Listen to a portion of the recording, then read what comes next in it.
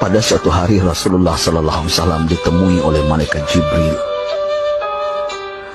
Rasul pun bertanya, "Ada apa wahai Jibril?"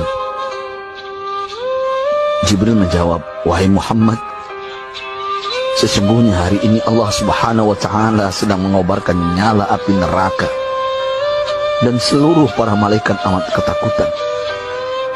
Mereka tidak tahu harus bagaimana. Untung aku ingat," kata Jibril, "bahwa engkau Muhammad adalah sumber cinta dan sayang Allah Subhanahu wa taala kepada alam semesta. Dengan alasan itu aku kesini, bertabaruk mengambil berkah dengan cinta Allah kepada dirimu, ya Rasulullah, ya Muhammad."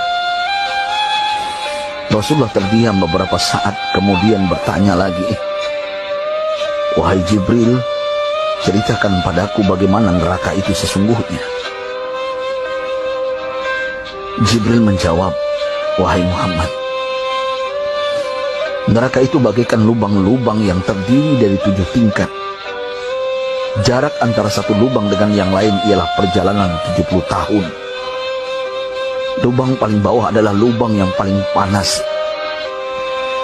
Nabi SAW meneruskan pertanyaannya, "Lalu siapakah penghuni lubang-lubang neraka itu, wahai Jibril? Sampaikan kepadaku, Jibril." Jibril menjawab, "Lubang yang paling bawah diciptakan untuk orang-orang munafik. Lubang yang berikutnya untuk penyembah berhala, lalu untuk penyembah bintang dan matahari." Jibril terus menerangkan penghuni tingkatan neraka hingga lubang yang kelima, tempat umat Yahudi, dan yang keenam dihuni oleh umat Nasrani. Setelah menjelaskan penghuni 6 tingkatan neraka, Jibril diam cukup lama. Rasulullah SAW penasaran dan bertanya kepada Jibril, "Wahai Jibril, siapakah penghuni neraka yang ketujuh?" Jibril diam saja tidak menjawab. Rasulullah SAW mengulangi pertanyaannya, tapi Jibril tetap diam. Rasulullah tambah penasaran dan mendesak Jibril agar dijawab pertanyaannya. Akhirnya Jibril pun berkata, "Umatmu, wahai Muhammad, mereka itu para pelaku dosa besar di kalangan umatmu, yang dimana sampai mereka mati belum sempat bertaubat." Mendengar jawaban Jibril, Rasulullah langsung jatuh pingsan. Jibril merangkulnya dan meletakkan tubuh baginda di atas pangkuannya. Tak berapa lama Rasulullah SAW sadar dan langsung menangis bersimbah air mata dengan terisak-isak. Rasulullah mempertegas pertanyaannya, "Wahai Jibril, apakah benar ada di antara umatku yang masuk neraka?"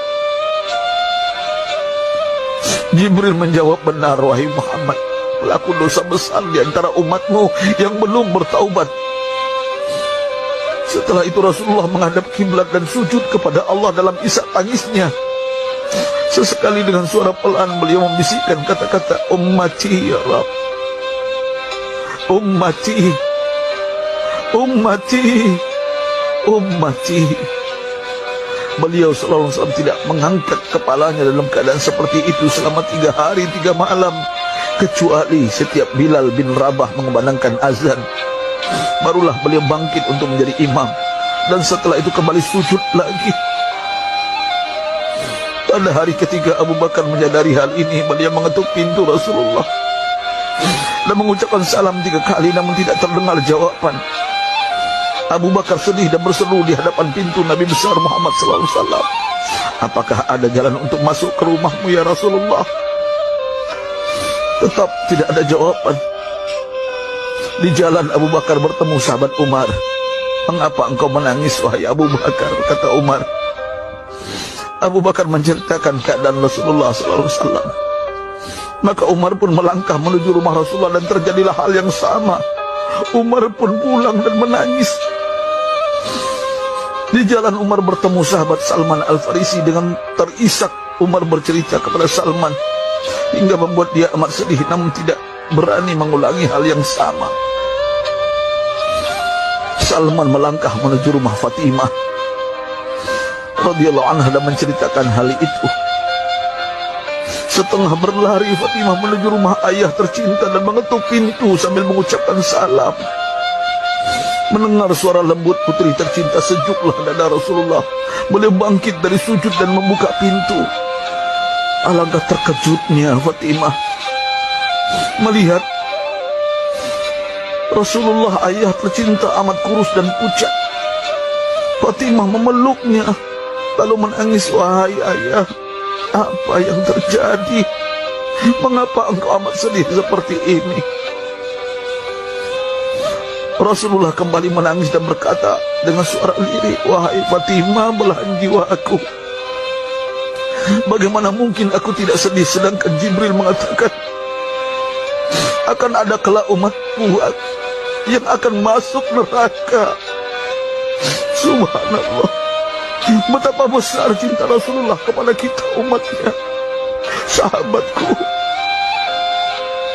Rasulullah mencintai kita. Antaman ma'aman ahbab, engkau akan berkumpul dengan orang yang kau cintai. Mari kita mencintai baginda Nabi besar Muhammad SAW yang mencintai kita umat yang tidak rela kita masuk neraka. Mari kita mencintai beliau dengan berselawat. Sahabatku, sampaikan, Rasul mengajarkan kepada kita, man dalla ala khairin falau mislu ajri fa'ilin. Siapa yang menunjukkan kepada kebaikan, maka dia akan mendapatkan pahala seperti orang yang mengerjakannya. Mudah-mudahan ini menjadi pahala jariah bagi kita.